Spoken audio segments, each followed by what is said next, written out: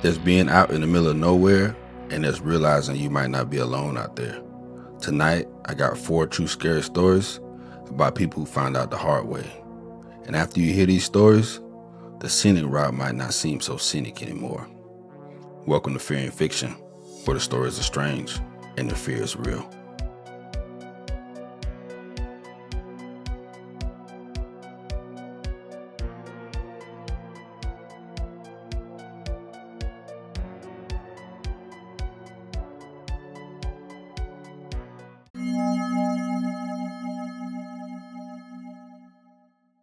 This happened about 6 years ago when I was living in Nashville. Most of my mom's side of the family is from around Memphis, and one Friday, I was supposed to drive down for my uncle's birthday cookout. I got out of work later than I planned, which already had me irritated because my mom had called twice asking where I was. I told her I was on the road. I was actually still sitting at a gas station 10 minutes from my apartment, but that wasn't information she needed. The drive itself was one I'd made plenty of times. Normally, you just stay on I-40 and eventually end up where you're going.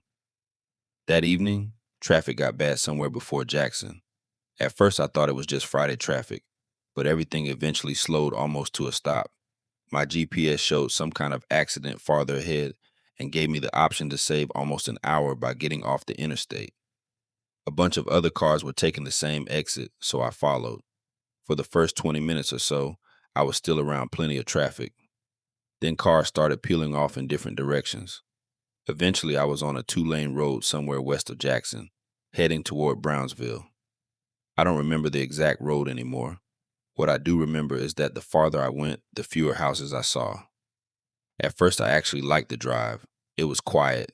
The sun was going down. I had music playing. It felt better than sitting in traffic. Then I checked my gas. I was below a quarter tank, not an emergency, but I knew I was getting into an area where I couldn't assume there would be another station every few miles. My phone showed one about 10 miles ahead. When I got there, I almost kept going. It was a small brick store with 2 old gas pumps out front. One of them had a plastic bag over the handle. There were 3 pickup trucks parked along the side of the building. I pulled up to the working pump and tried my card. Nothing. Tried it again. Then I noticed a handwritten sign taped over the reader.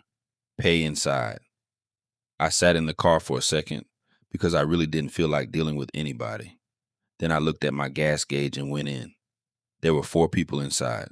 An older white woman behind the counter, 2 men standing near the register, and another guy sitting farther back by one of those lottery machines.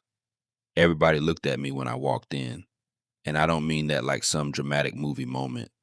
This was obviously a small place. They probably knew everybody who normally came through there, and I clearly wasn't from around there. I told the woman I wanted $40 on the pump. She asked where I was headed. I said Memphis. One of the men beside me laughed a little and said I'd gotten pretty far off course. I told him about the accident and the GPS detour. He asked which way it was sending me. I showed him my phone. He looked at the map for a few seconds, then shook his head.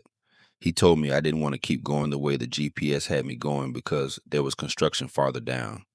Then he gave me another route. Go back about a mile. Make a left. Follow that road until it connected to another highway. The woman behind the counter agreed with him and said GPS got people turned around out there all the time. It sounded reasonable. I thanked them and went outside. While I was pumping gas, one of the men came out. He was probably in his 50s. Baseball cap, jeans, work boots, just a regular-looking dude. He lit a cigarette and stood near the wall. I nodded at him. He nodded back. Then he asked if I was traveling alone. That caught me a little off guard. I said, yeah, just going to see family. He asked if I was from Nashville. I said yes. Then he said, you probably don't come through places like this much. I laughed because I wasn't sure what he meant by that. Not really. He smiled and took another drag off his cigarette. That was it. He didn't threaten me. He didn't say anything racist. He didn't do anything I could point to and say, yeah. That's when I knew something was wrong. I finished pumping gas and got back in my car. Before pulling out, I texted my mom and told her I'd be later than expected. She immediately called. I ignored it. I already knew that conversation. Where are you? Why did you get off the interstate? Why didn't you fill up before you left? The usual. I followed the directions the guy had given me. I went back the way I came and took the left. For the first few minutes, everything seemed fine. The road was paved. There were a few houses, nothing strange. Then the houses disappeared. A pickup truck came up behind me. I noticed it, but I didn't think anything of it. People live out there. People drive trucks. We made one turn. The truck turned two, then another. Same thing. That was when I started watching it in the mirror. Still, I wasn't scared. For all I knew, the driver lived down that road. Then my GPS started telling me to turn around. I kept driving for another minute because I figured maybe the map was trying to pull me back toward the interstate. Then the pavement ended. The road turned to gravel. I slowed down. The truck behind me slowed down too. I pulled slightly to the side. Not enough to stop completely.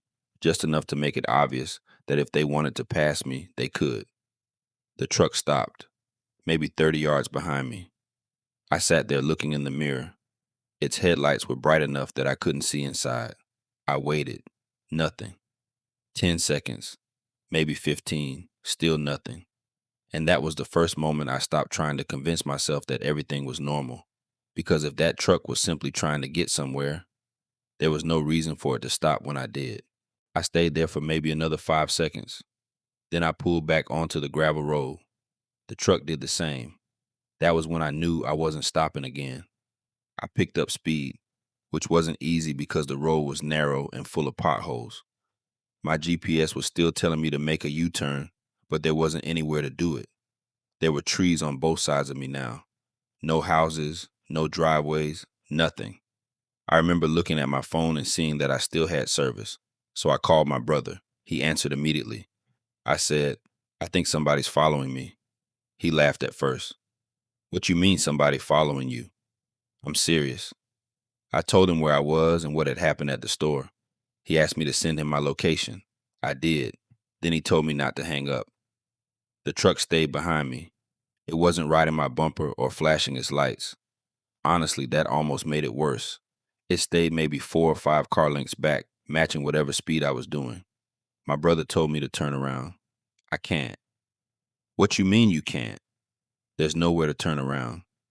Then keep going until you find somewhere. A few seconds later, I saw something ahead. It looked like an old house, sitting pretty far back from the road. There was a dirt driveway leading up to it. I slowed down. My brother said, "What are you doing?" "There's a house." "Don't pull into somebody's house." "I need to turn around." I started to turn into the driveway. The truck suddenly sped up, not a little bit. It accelerated hard. I jerked my wheel back onto the road. The truck slowed down again. My brother heard me cussing and asked what happened. I told him. There was a pause. Then he said, "Call the police." That was when I stopped thinking I might be overreacting. I hung up and called 911. I told the dispatcher I was somewhere outside of Brownsville on a gravel road, and a pickup truck had been following me since I left the gas station. She asked for the road name. I didn't know it. I looked at the GPS. The road had one of those county road numbers that meant absolutely nothing to me. I read it to her. She asked for a description of the truck. Dark-colored pickup, older model. That was about all I could give her. Then she asked if I could see the driver. No. Are they attempting to stop you? Not yet.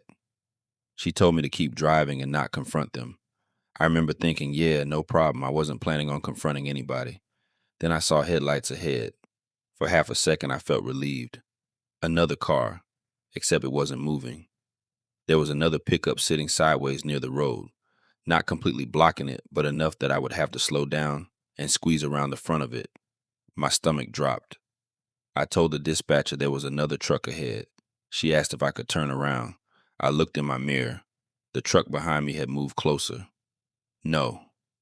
There was enough room on the right side of the parked truck that I thought I could get through. I didn't slow down much. As I got closer, I could see 2 men standing beside it, one near the driver's door, the other closer to the road. The man by the road stepped forward. He raised one hand, like he wanted me to stop. I didn't. I moved as far onto the shoulder as I could and went around him. He jumped back. I heard something hit the side of my car. I don't know if he slapped it or threw something. I just kept going.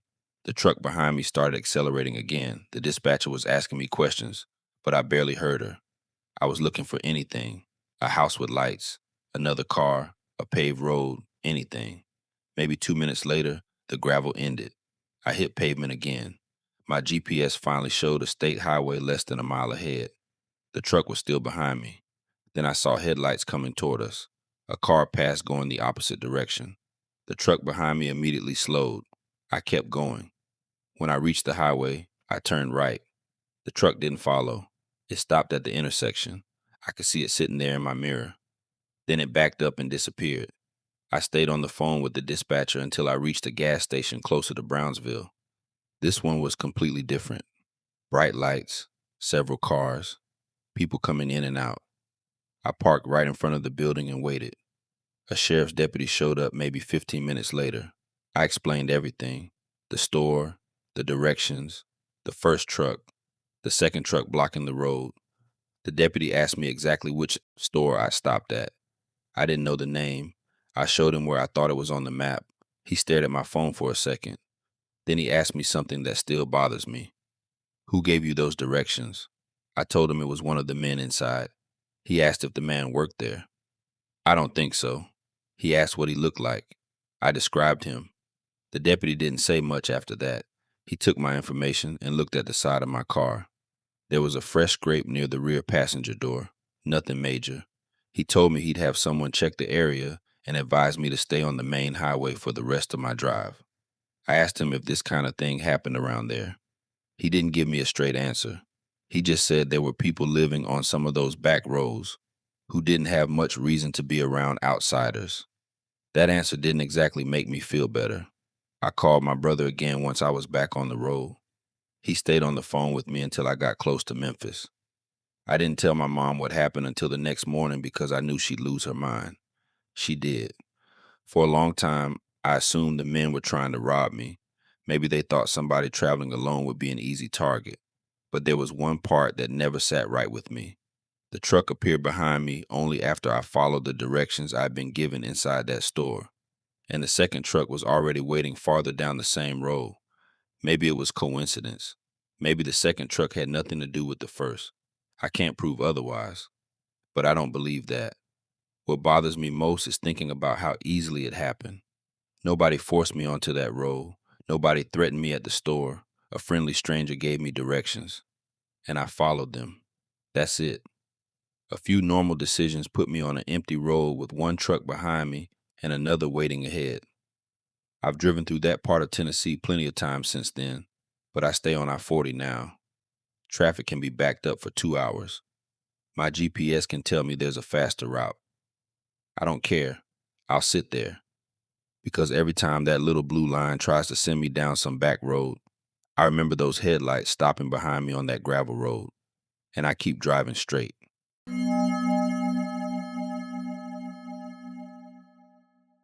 This happened in Barstow, California when I was 24. I'm Mexican American, born and raised in Southern California, and at the time I was working for a company that installed security systems in small businesses.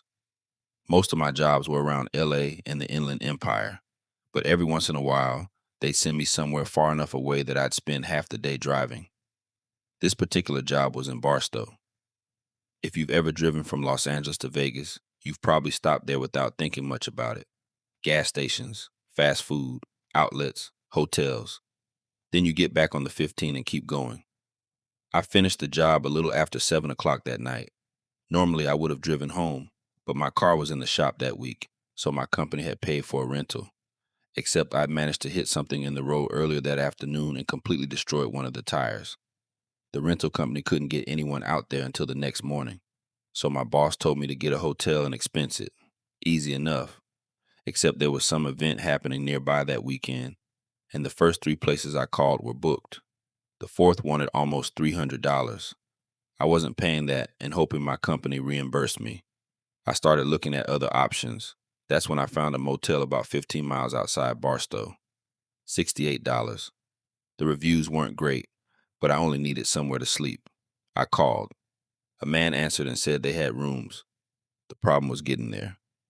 A guy at the shop I've been working at told me there was a county bus that would get me most of the way, and from the last stop I could probably get a rideshare. So that's what I did. The bus was nearly empty. There were maybe 6 of us when I got on. By the time we got outside the main part of Barstow, it was just me, an older black man sitting near the front, and a woman with grocery bags. The farther we went, the darker everything became. If you're from Southern California, you know how weird the desert can feel at night. During the day, you can see forever. At night, once you get away from the businesses and freeway lights, it feels like the entire world ends 20 feet beyond the road. Eventually, the woman got off. Then the older man. Before he stepped off, he looked back at me. "You know where you're going?" I held up my phone. "Hopefully." He smiled. "Hopefully ain't a place." I laughed. He didn't. He pointed through the windshield. "Last stop gets real empty. If somebody's picking you up, make sure they're already there." That got my attention. "I'm getting an Uber." He shook his head slightly. "Might not be." Then he stepped off. I checked the app. No cars available. I tried Lyft. Same thing. The motel was still showing about 5 miles from the final stop. I walked up to the driver. "Hey, is there anything around the last stop?" "Like what?" "Stores? Gas station?"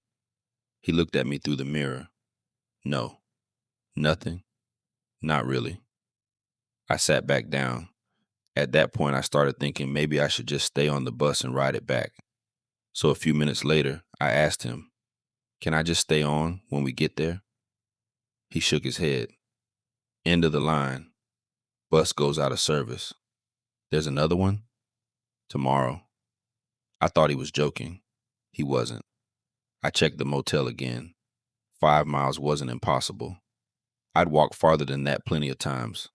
It just wasn't exactly where I wanted to walk 5 miles. I called the motel. The same man answered. I explained where I was. He said, "Oh yeah, you're close. Do you guys have a shuttle or anything?" "No." "Taxi?" "Not out here." Then he told me something I wish I'd paid more attention to. "Just start walking toward us. Somebody will probably come by." I actually laughed. "Somebody?" "Yeah, people come through." I thanked him and hung up. 10 minutes later, the bus pulled into the final stop. Calling it a bus stop is generous. It was basically a dirt turnout beside a 2-lane road. There was one streetlight, nothing else. The driver opened the doors. I stood there for a second. "This is it?"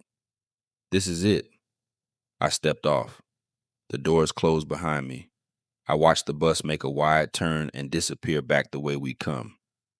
That's when I realized how quiet it was.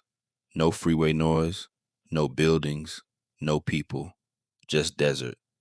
I checked Uber again. Nothing. The motel was 4.8 miles away. My phone was at 38%, so I started walking. For maybe the first 20 minutes, I felt stupid more than scared. I kept thinking about that old man saying, "Hopefully ain't a place." Every couple minutes, a car would pass. I stayed on the shoulder and used my phone flashlight whenever I heard one coming. Nobody stopped, which was fine with me. Then I saw headlights coming from behind. I moved farther onto the shoulder. The vehicle passed. It was an older white van, no company logo, nothing unusual.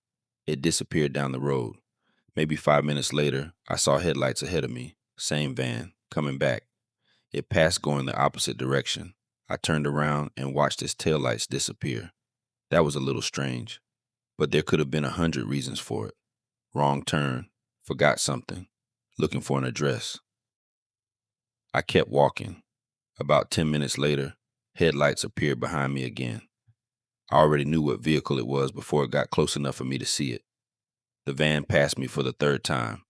This time it slowed down, not stopping, just slowing enough that I could hear the tires crunching along the edge of the pavement. I couldn't see the driver. The windows were too dark. Then it accelerated and disappeared ahead. I stopped walking. My motel was still almost 3 miles away. I looked behind me. Nothing. Ahead of me, the road disappeared into darkness. I opened my phone and called the motel again. The man answered. "Hey, it's me again. I'm walking over there." "Okay." "There's a white van that's passed me like 3 times. He didn't respond right away. Then he said, Where are you? I gave him the road name. Another pause. How far from the bus stop? Maybe 2 miles. His voice changed. Not dramatically. He just suddenly sounded more awake. Listen to me. If that van comes back, don't let them get you inside. I actually pulled the phone away from my ear for a second. What? Don't get in that van. Do you know who it is? Instead of answering, he asked, Are you still walking? Yeah. There's an old produce building up ahead, green roof. You'll see it on your right. What am I supposed to do there? Get off the road. And before I could ask him anything else, I saw headlights appear behind me again. I turned around. The van was coming toward me slowly. I stepped farther off the shoulder and started walking faster. The guy from the motel was still on the phone. Do you see it? Yeah. How close? Maybe a quarter mile. Keep moving. The building should be on your right. I was looking ahead, trying to spot anything that looked like a structure. At first, I couldn't see it. Then my flashlight caught a faded sign near the side of the road. Behind it was a low building sitting back maybe 50 yards from the pavement. The roof looked dark green. There. I started toward it. The van slowed even more. I could hear the engine now. The motel guy said, Don't run unless you have to. I don't know why, but that made me more nervous. Why? Because if they haven't decided what you're doing yet, don't make it obvious. That wasn't exactly comforting. I walked faster through the dirt toward the building. The van came almost to a stop on the road. I looked back. It was sitting there with its headlights pointed toward me. I couldn't see anyone inside. I got behind the building. There wasn't much there. A loading dock, some old pallets, a couple dumpsters. The place looked abandoned.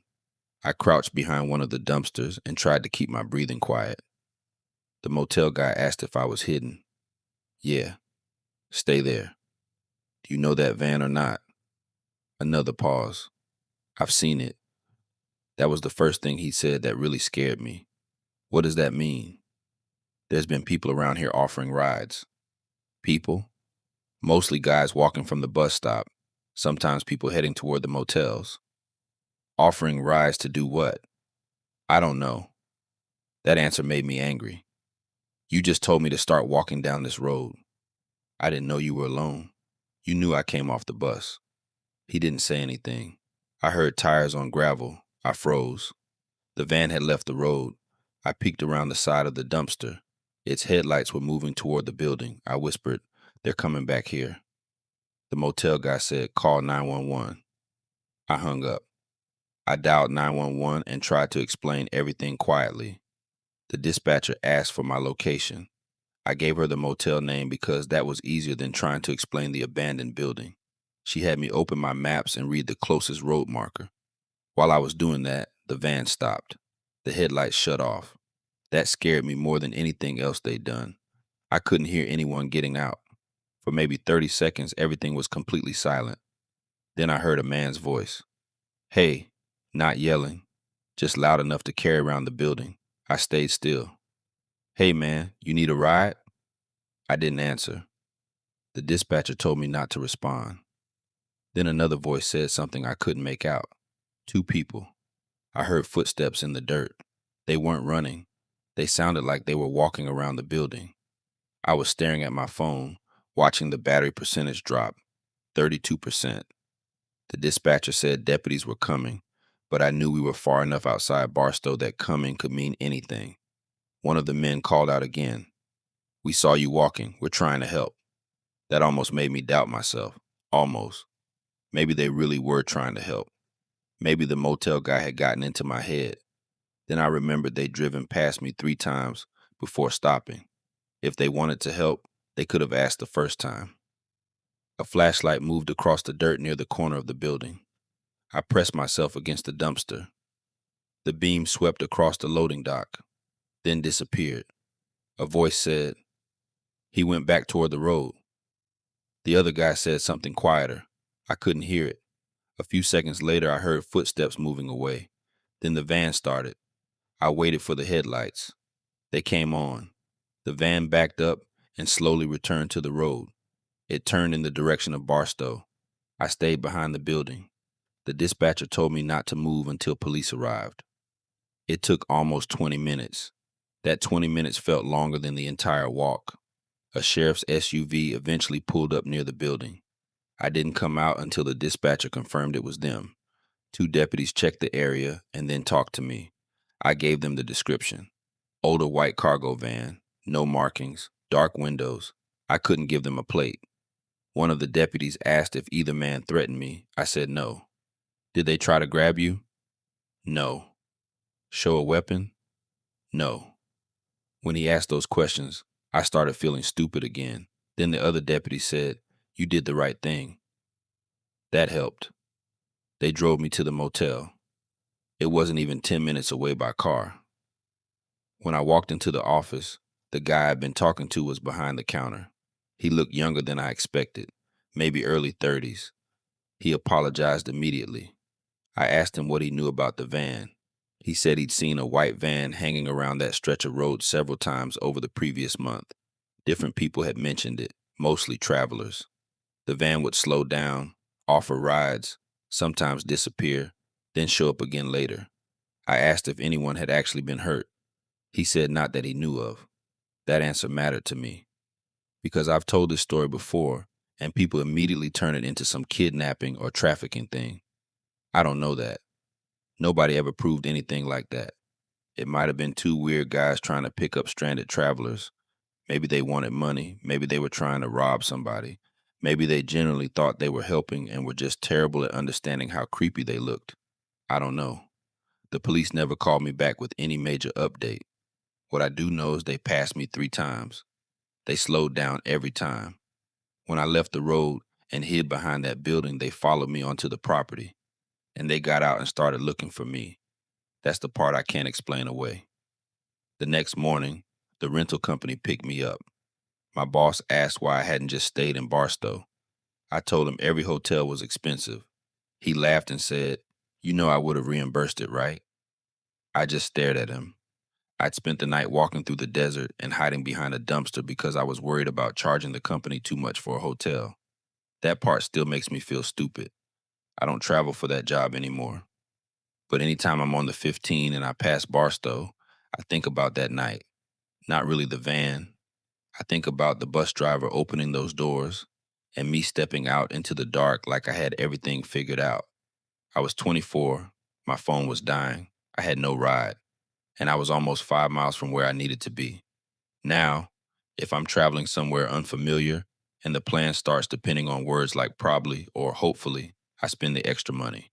I learned that one the expensive way.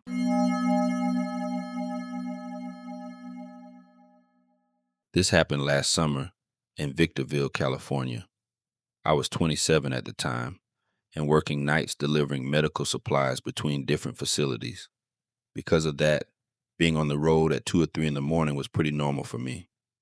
If you know Victorville, you know how empty certain parts of it can feel that late. There's the freeway, truck stops, gas stations, warehouses, and then these stretches where everything seems to disappear into desert. That night I was heading back from a delivery around 2:30 in the morning. My windshield was covered in bugs, and I needed gas. So I stopped at a station not too far from the 15 freeway. Behind the gas station was one of those self-service car washes, not the automatic kind. Just 4 concrete stalls where you pull in, feed money into the machine, and spray the car yourself. The gas station was open and brightly lit, but the car wash sat behind the building where most of that light didn't reach.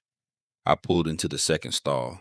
There was one other car there, parked in the last stall, an older silver Nissan Altima. I remember noticing it because my sister used to have one that looked almost exactly like it. I didn't see anybody around the car. Didn't think much about it either. I put some money into the machine, grabbed the sprayer, and started washing my windshield. Maybe 2 minutes later, somebody called out to me. I turned around. A guy was standing beside the silver car, late 30s maybe, skinny, white t-shirt, basketball shorts. He asked if I had jumper cables. I actually did. They were in my trunk. But something about the situation made me say no. I can't really explain why. He hadn't threatened me. He wasn't acting aggressive. It was just weird that I hadn't seen him when I pulled in. I figured maybe he'd been sitting inside his car. He went back toward it and I kept washing mine. Maybe a minute passed. Then he came over again. This time, he asked if I'd give him a jump if he found some cables. I told him I would. Instead of leaving, though, he stood between the stalls for a few seconds. Then he started asking where I was from and what I was doing out there that late. Nothing crazy by itself, just normal questions at a very abnormal time to be asking them. I gave him short answers. Eventually, he seemed to notice I wasn't interested in talking and went back toward his car. At that point, I started paying more attention. Not scared, just aware. I had maybe another minute left on the machine, so I finished rinsing the car, put the sprayer back, and got inside. That's when I noticed his parking lights were on. I sat there looking at them for a second. He had just told me his battery was dead. Maybe it was weak. Maybe he'd been having trouble getting it started. There were plenty of explanations. Then I started my car. Almost immediately, his started too. No clicking, no struggling. The engine just came on. I remember sitting there thinking that was strange. I backed out. A few seconds later, he backed out too. I still needed gas, so I drove around the building and stopped at one of the pumps. He didn't follow me. For a second, I actually felt stupid for getting suspicious. I got out, put my card in, and started pumping. While I was standing there, I looked back toward the car wash. His car was still sitting behind the building, engine running, lights on. But I couldn't see him. There was enough darkness back there that the windshield just looked black from where I was standing. I normally would have filled my tank. Instead, I stopped around $20. I wanted to leave. Right as I was putting the nozzle back, the silver car came around the side of the building. It passed the pump slowly. The guy looked over at me through his window. Then he pulled onto the road. That should have been the end of it. I waited maybe 30 seconds before leaving because I didn't want to end up directly behind him. Then I headed toward the freeway. There was almost nobody on the road. A few minutes later, I came up to a red light. One car was stopped ahead of me, same silver Nissan. I immediately recognized the back of it. I stayed a good distance behind him. The light turned green. He didn't move. 5 seconds passed, maybe more. There wasn't anybody behind me, and something told me not to drive around him. Finally, he started moving. But now he was going ridiculously slow, maybe 20 miles an hour. I changed lanes. A few seconds later, he changed lanes too. I moved back, so did he. That's when I stopped trying to convince myself it was a coincidence. I called my cousin. He answered half asleep, and I told him I thought somebody was following me. As I explained what had happened at the car wash, the silver car suddenly accelerated. It pulled up beside me. I looked over. The driver wasn't looking at me anymore. He was staring straight ahead. But now there was somebody sitting in the passenger seat. I couldn't see them clearly, just the shape of another person. And that was the moment the whole thing changed for me, because I had been watching that car since the car wash. I had seen the driver walking around it. I had watched it leave. The car didn't come anywhere near the entrance at first. It stayed toward the outer edge of the truck stop, moving slowly past the rows of parked semis. I watched it the whole time. My cousin asked what they were doing. I told him I didn't know. The car disappeared behind a row of trucks. Maybe 30 seconds went by. Then a minute, nothing. I started thinking maybe they'd gone out another exit. Then I saw the silver car again. It came around the opposite side of the lot and stopped. Not in a parking space, just stopped. Far enough away that I couldn't see their faces, but close enough that I could tell both people were still inside. At this point, I wasn't waiting around anymore. I grabbed my work badge and phone and went inside the truck stop. There were maybe 6 or 7 people near the registers, a couple truckers getting coffee, somebody buying food. I stayed near the front where I could see through the windows. My cousin was still on the phone. The car hadn't moved. I don't know how long I stood there watching it. Probably 2 minutes. Then the passenger door opened. Somebody got out. It wasn't the guy from the car wash. This dude was bigger, dark hoodie, jeans. He stood next to the car for a second looking toward the building. Then he started walking, straight toward the entrance. That's when I told one of the employees what was happening.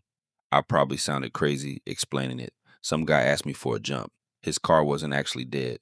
Then he followed me. Now there were 2 people. Now one of them was walking inside. The employee didn't act like I was crazy, though. He looked outside and asked which guy. I pointed toward the man in the hoodie. He told me I could stay inside as long as I needed. The guy came through the doors, maybe 15 seconds later. He didn't buy anything, didn't go toward the bathrooms, didn't even really look around the store. He walked to one of the drink coolers, opened the door, stared inside for a few seconds, then closed it.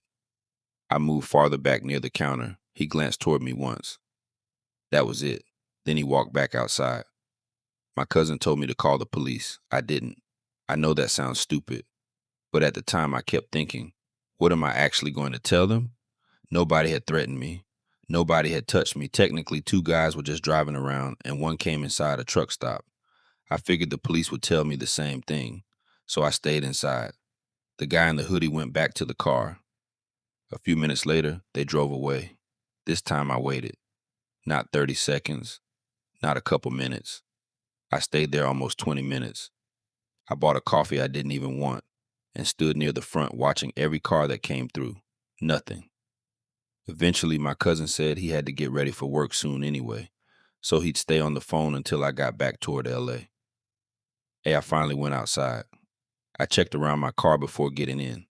Back seat, underneath it, everything. Then I locked the doors and left. I took a different route to the freeway than the one I'd originally planned. For the first 10 minutes, I was checking my mirrors constantly. No silver car. Once I got onto the 15, I finally started feeling like it was over. There were more cars around now, a few trucks, normal traffic. I remember feeling kind of embarrassed about how worked up I'd gotten. Maybe the guy really did have battery trouble. Maybe he'd gotten it started. Maybe the passenger had been somewhere around the car wash and I just hadn't noticed him. Maybe they stopped at the truck stop for the same reason thousands of people stop at truck stops. You can explain almost anything if you try hard enough. About 15 minutes later, my cousin asked if I was still watching for them. I told him no, and almost immediately after saying it, I saw headlights coming up fast behind me. A car passed on my left, silver. I felt my stomach drop, but it wasn't them. Different model. I actually laughed. My cousin laughed too. That should have been the end of the story. It wasn't. I got back to the facility a little before 4. The place had a gated employee lot with cameras, so once I pulled in, I wasn't worried anymore. I parked, grabbed the delivery paperwork from my passenger seat, and started walking toward the building. That's when I noticed something underneath my windshield wiper. At first, I thought it was a receipt from the gas station. It was a folded piece of paper. I pulled it out. There was nothing written on it, just a blank piece of paper folded twice. I stood there looking at it. Then I unfolded it completely. There was a small strip of black tape stuck to the inside. That's it. No message, no phone number, nothing. I called my cousin back. He thought somebody at work was messing with me. Maybe. But I hadn't noticed anything under the wiper when I checked my car at the truck stop, and I definitely didn't put it there. The next morning, I went back outside when the sun came up and looked over the whole car. That's when I found another piece of the same black tape. It was stuck underneath the rear bumper on the driver's side. There wasn't anything attached to it. No tracker, no device, just tape. Maybe it had been there already. I honestly don't know. But that bothered me more than the paper did, because then I started thinking about the car wash. When that guy first approached me, I was standing on the driver's side spraying the windshield. The back of my car would have been behind me. When he came over the second time, I was near the front. And for part of that conversation, I wasn't paying attention to his car at all. I don't know if the second person was hiding somewhere around the stalls. I don't know if one of them put something on my car, and I don't know what the jumper cable thing was actually about. Maybe they wanted me to open my trunk. Maybe they wanted me standing between the cars. Maybe they were just trying to see how willing I was to help a stranger. Or maybe the whole thing was some bizarre coincidence, and I scared myself into connecting things that weren't connected. That's possible too. What I do know is that his battery wasn't dead. And I know they followed me into that truck stop after I deliberately changed where I was going. That's enough for me. I still drive nights. I still stop for gas at weird hours because sometimes I don't have a choice. But I don't use those car washes anymore, especially the ones behind buildings where nobody from the street can see you. And I don't care how harmless somebody looks. If a stranger asks me to open my trunk at 2 in the morning, my answer is no.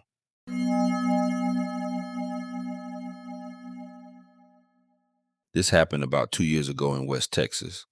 I was driving west on Highway 90 pretty late at night. I don't remember exactly what time it was, but it had to be after midnight. I had been on the road for hours. If you've never driven through that part of Texas before, there are sections where there's basically nothing. No houses, no businesses. Sometimes you can drive for a long time without even seeing another car. During the day, it's actually kind of beautiful. At night, it's different. Your headlights illuminate the road in front of you, and everything beyond that is completely black. I was probably 20 or 30 minutes outside the last little town I'd passed when my steering wheel started vibrating. At first, it was barely noticeable. Then it got worse. I slowed down. The car started pulling slightly to the right. I knew immediately it was probably a tire. There wasn't anywhere good to stop, so I kept going for maybe another half mile until I found a wider section of shoulder. I pulled over and turned on my hazards. The second I opened my door, I could hear air coming out of the front passenger tire. Perfect. I checked my phone. 1 bar. I tried searching for somewhere nearby that might still be open, but nothing would load. Didn't really matter anyway. I had a spare. I've changed tires before. I figured I'd be back on the road in 20 minutes. I got the jack and spare out of the trunk and started working. That's when I noticed the pickup. It was sitting maybe a couple 100 yards away from the highway. There was a dirt road running off into the desert that I hadn't even noticed when I pulled over. The truck was parked on it. No headlights, no interior lights, nothing. I could only see the shape of it because there was enough moonlight to make out the outline. It looked old, maybe an older Ford or Chevy. I couldn't tell. I remember wondering what somebody would be doing parked out there this late. But it's West Texas. People own land. There are ranch roads everywhere. For all I knew, it had been sitting there for a week. So I went back to the tire.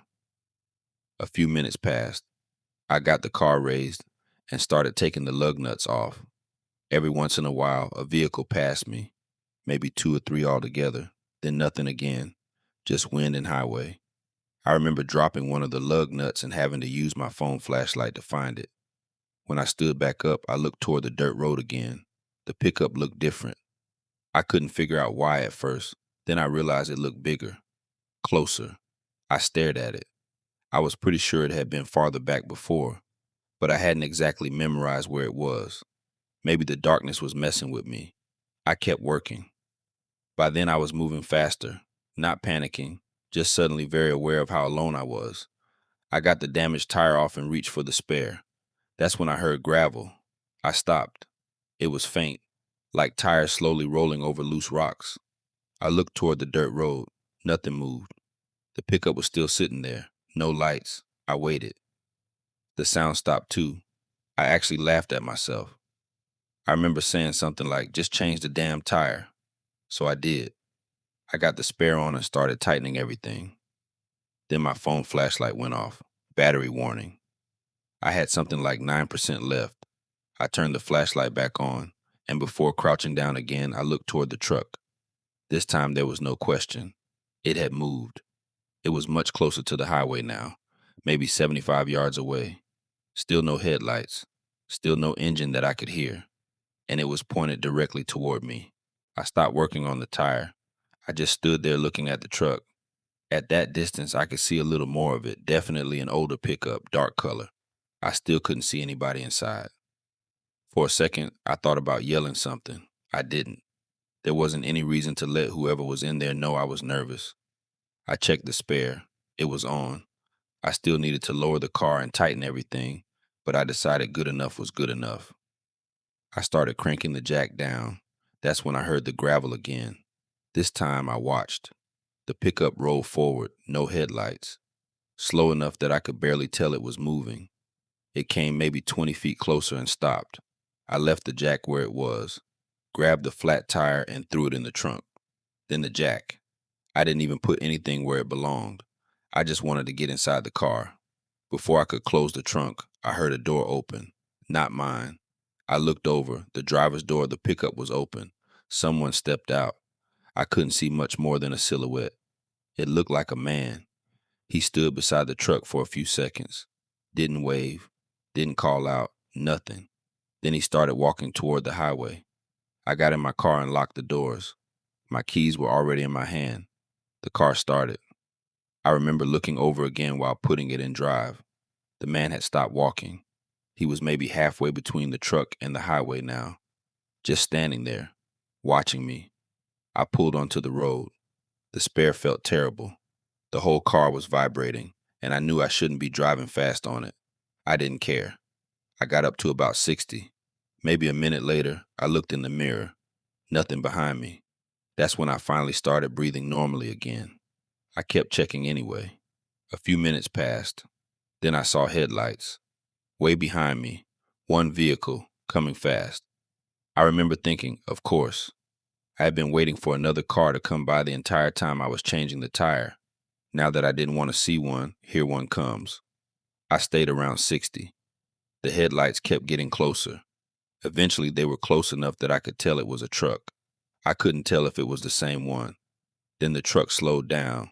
It stayed behind me, not right on my bumper, maybe 5 or 6 car lengths back.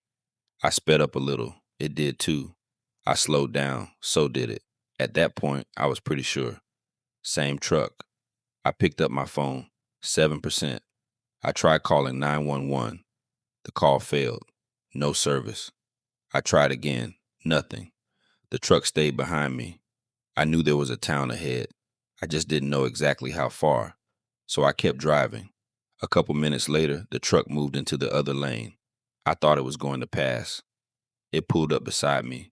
I didn't look over. I just kept my eyes on the road. It stayed there for maybe 10 seconds, then dropped back behind me again. That's when I started getting scared. Not creeped out, scared. Because now there wasn't really another explanation I could give myself. Whoever this was had been sitting out in the desert with their lights off. They'd moved closer while I was changing my tire. Somebody had gotten out and started walking toward me. And now, they were following me. I pushed the car faster than I should have. The steering wheel was shaking pretty bad. I was worried about the spare, but stopping wasn't an option. The truck fell farther behind. Then its headlights disappeared. I kept going. About 10 minutes later, I finally got enough service for my phone to start loading notifications. I called 911. I explained where I was and what had happened. The dispatcher told me to keep driving and not stop. A few miles later, I started seeing lights ahead. Small town, gas station, a couple buildings. I pulled into the gas station and parked directly in front. There was a guy working inside. I stayed there until law enforcement showed up. I told the officer everything. The truck, the dirt road, the guy walking toward me. The officer asked approximately where I'd gotten the flat. I gave him the best description I could. Then he asked me something I hadn't really thought about. Did I hit anything? I said no. He asked if I'd seen anything in the road before the tire started losing air. Again, no. He looked at the damaged tire in my trunk. There was a hole in the tread. Nothing crazy. Could have been a nail. Could have been anything. The officer didn't say it was intentional. I want to make that clear. He didn't tell me somebody had set a trap. He basically said there wasn't enough information to know what happened. And there still isn't. Maybe I picked up something on the highway. Maybe the pickup belonged to somebody working on private land. Maybe the guy saw me struggling with a tire and was actually coming over to help. I know all of that is possible. But there's one part I can't make fit. If he wanted to help me, why sit out there with his lights off? Why move closer without saying anything? And why follow me afterward? I never found out who he was. I never saw the truck again.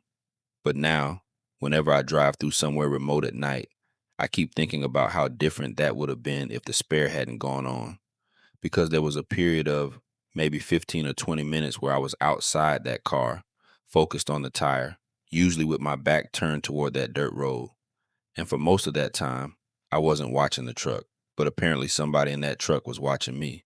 For those that made it to the end, I want to thank you very much for taking the time to watch the video. Get in those comments and tell me which story was your favorite. Don't forget to like if you liked it, share it if you thought it was cool, all those cool things. Until the next time.